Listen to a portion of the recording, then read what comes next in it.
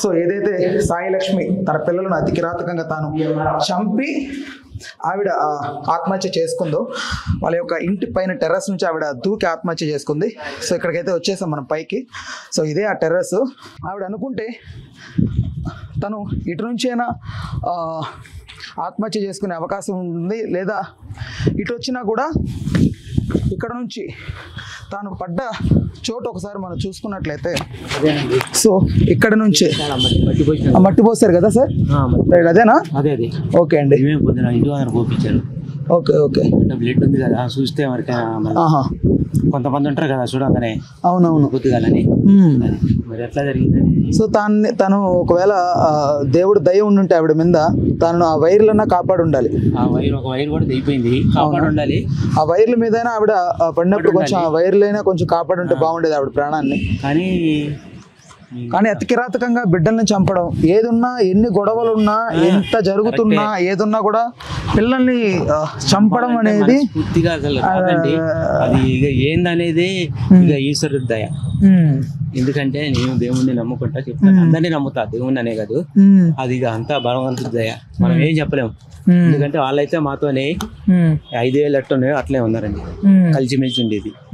ఎందుకంటే నేను అన్నం తినేటోని కాబట్టి అబద్ధం చెప్పను, అన్నమాట చెప్తాను.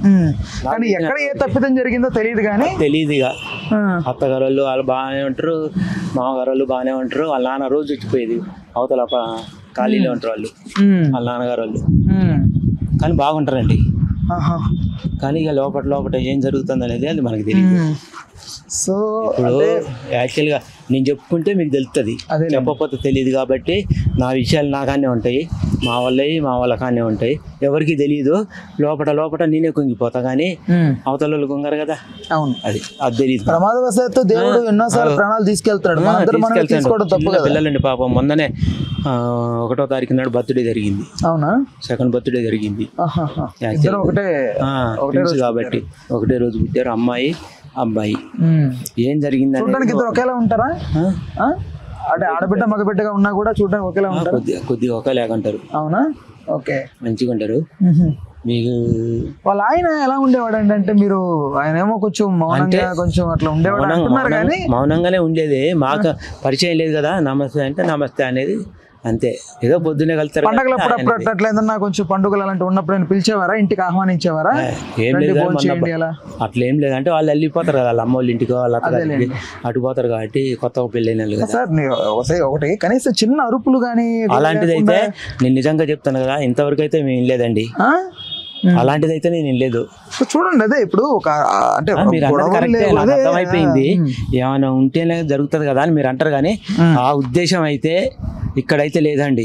బయట పోయినాక జరుగున్నదో ఏమో అది తెలీదు. వాళ్ళ అమ్మగారి ఇంటికాడ కానీ వాళ్ళ అత్తగారి ఇంటికాడ కానీ అక్కడ ఏమైనా జరుగుతుందేమో, కానీ ఇక్కడైతే ఏం లేదండి. వాళ్ళ నాన్నగారు కూడా రోజు టర్స్ వస్తారు. వాళ్ళ నాన్నగారు పోలీస్ కస్టడీలో ఉన్నాడని తెలుస్తుంది. అదే తీసుకెళ్లారు, తీసుకెళ్లారు. అది తరచు వాళ్ళ నాన్నగారు వస్తారు, వాళ్ళ తమ్ముడు వాళ్ళు వస్తారు, వాళ్ళు ఇక్కడనే ఉంటారు. కాబట్టి అది విచారణలో ఎలాంటి నిజాలు బయటకు వచ్చే అవకాశం ఉందని అనుకుంటున్నారు? అది ఇక తెలియదండి మనకి. ఏమైనా కొద్దిగా మీరు అన్నట్టు క్లూ దొరికితే మేము కూడా చెప్పుకుంటాం.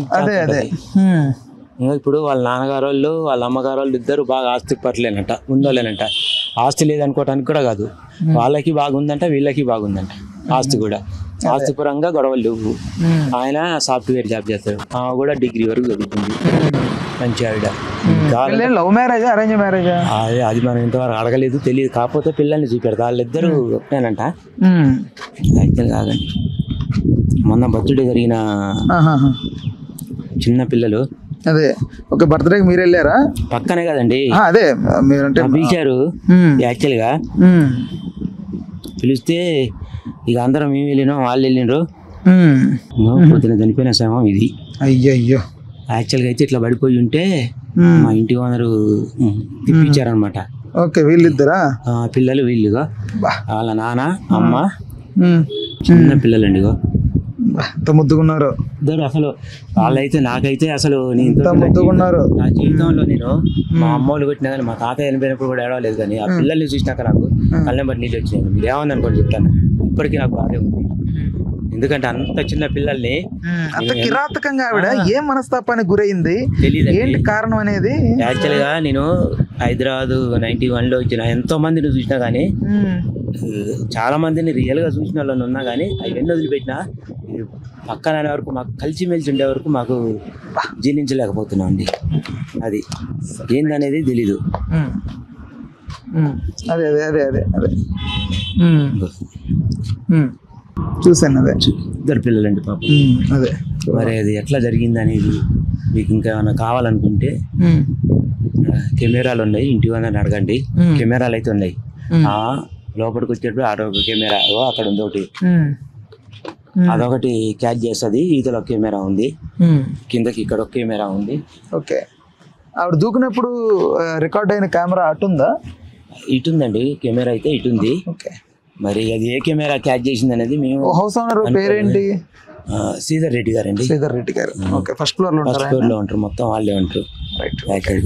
ఓకే. చూసారు కదా. సో ప్రస్తుతానికి ఉన్న అప్డేట్స్ మాత్రం ఇది. ఇంకా ప్రాథమిక దర్యాప్తు పోలీసులు జరిపిన తర్వాత ప్రధానంగా అనిల్ నుంచి ఎలాంటి నిజాలు బయటకు వస్తాయి, ఎలాంటి వాస్తవాలు బయటకు వస్తాయన్న సంగతి ఇంకా తెలియాల్సి ఉంది. అయితే ఒకటి మాత్రం చెప్పగలనండి, మీరు ఒకవేళ ఏదైనా మనస్తాపానికి గురై మీరు చనిపోవాలనుకుంటే మీరు చావండి, పర్లేదు. కానీ ఎందుకు మాట్లాడుతున్నానంటే ఒక రిపోర్టర్గా, ఒక యాంకర్గా, ఒక ఇదిగా ఉన్నా కూడా నేను అంటుంది ఏంటంటే పిల్లల్ని లేకపోతే మనకి ఏదైనా మనం ఏదైనా చేసుకోవాలని డిసైడ్ అయినప్పుడు మనందరం మనం చేసుకొని జరిగింది. కానీ మనతో పాటు ఇంకొకరిని తీసుకెళ్లాలనుకోవడం, ఆ ఉక్రోషానికి, ఆ కోపావేశాలకు గురయ్యి కడుపును పుట్టిన వాళ్ళని, సొంత మనుషుల్ని చంపుకోవడం అనేది నిర్మోహమాటంగా చెప్తాను, అది మూర్ఖత్వం. దయచేసి అలాంటివి పెట్టుకోకండి.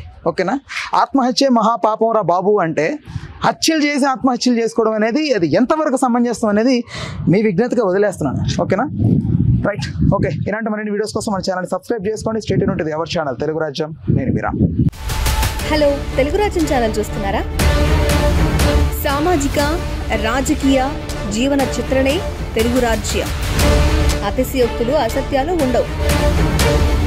రాజకీయ కోణం కాదు, ప్రజా కోణమే కొలబద్ద. తెలుగు రాజ్యం వీక్షణ మీ ఉత్తమ అభిరుచికి నిదర్శనం.